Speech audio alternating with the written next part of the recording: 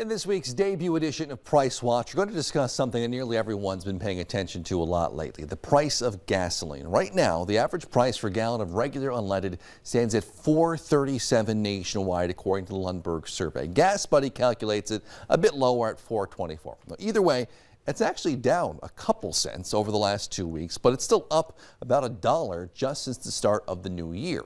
Now, the U.S. Energy Information Administration tracks gas prices as far back as 1993. I went ahead and put squares or rectangles around different time frames to indicate whether a Republican in red or a Democrat in blue was president at that time. And as you can see, the prices fluctuate quite a bit, but they show the average price last week was the highest ever, just surpassing summer of 2008, when it was also up about $4 a gallon, right before it plummeted down below $2 a gallon that winter as the recession kicked into high gear. So what causes the price of gas to go up and down? Well, you can usually get a pretty good idea by watching the price of crude oil, which is the raw product that's made into gasoline.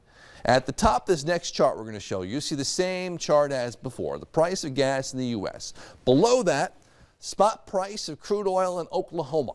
And it varies a bit more, higher highs, lower lows, down to about $20 a barrel spring of 2020, up to almost $150 a barrel back in the summer of 2008. But as you can see, the pattern is very similar. And the U.S. is the world's largest producer of crude oil, according to the EIA, with about 20% of the world's supply, followed by Saudi Arabia, Russia, Canada, China, and then a mix of mostly Middle Eastern countries. It's traded on a global stage. So worldwide supply and demand, whether it's people traveling less during the pandemic or geopolitical issues like countries cutting off ties with Russia for invading Ukraine, can have a major impact. And here in the U.S., an individual state's taxes or fees can play a big role, which is why gas is so much higher in California than it is here in North Dakota and western Minnesota. That's this week's Price Watch.